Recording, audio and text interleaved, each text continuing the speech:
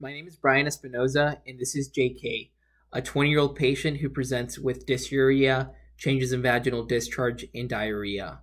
Her chief complaint today is the diarrhea and pain while urinating. The objective information showed a stool that was positive for enteroaggregative E. coli, as well as C. diff GDH. That was positive.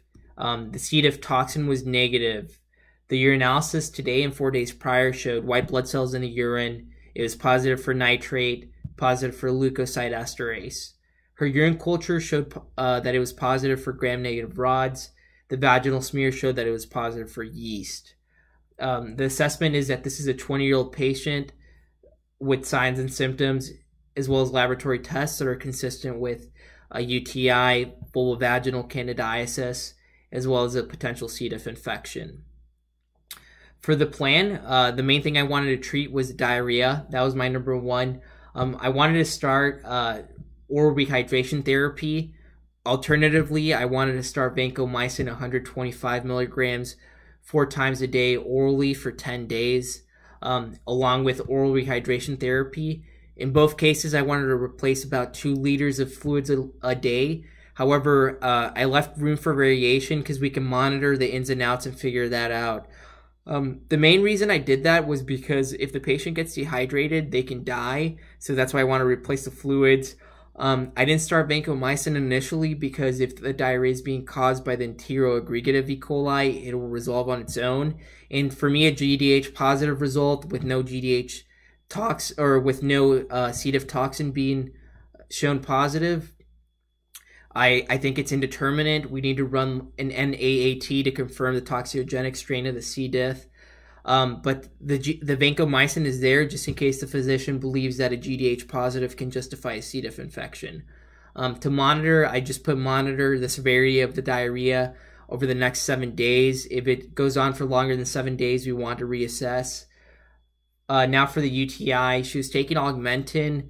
I decided to discontinue the Augmentin and begin nitrofurantoin monohydrate 100 milligrams orally twice a day for 5 days, or phosphomycin 3 grams orally single dose. She's on the reason being is because she's on day 4 of the therapy and she hasn't gotten better.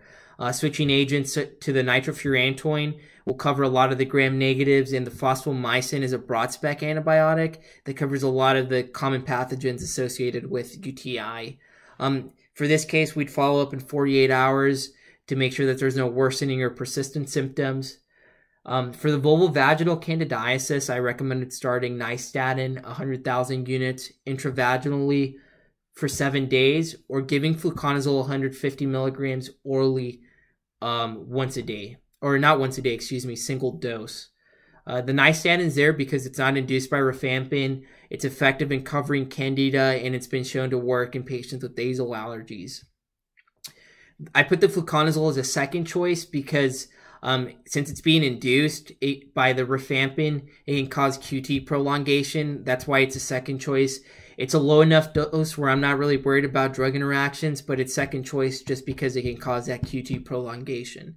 I would recommend following up in 48 hours to see if there's any worsening or persistent symptoms for this patient.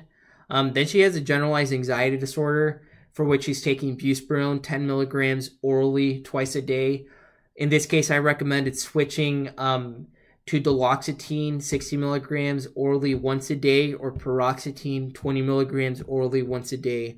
Again, this has to do with the rifampin inducing the CYP3A4 and the buspirone being a substrate for 3A4. Both duloxetine and paroxetine are not substrates for CYP3A4, which is why I recommend using them. Also, if you monitor the monitoring, we want to monitor the frequency and duration of the anxiety attacks over the next 4 weeks until the medication kicks in. For the latent TB, she's taking rifampin 600 milligrams orally once a day for 4 months. I didn't see a problem with that. Alternatively, I recommended starting isoniazid 300 milligrams orally once a day for 6 months. In both cases, they're going to interfere with CYP, so we should change the regimen in both cases. For this, I just recommend a monthly follow-up to evaluate adherence or signs and symptoms of active TB. Thank you for your time, and I hope you appreciate my recommendations.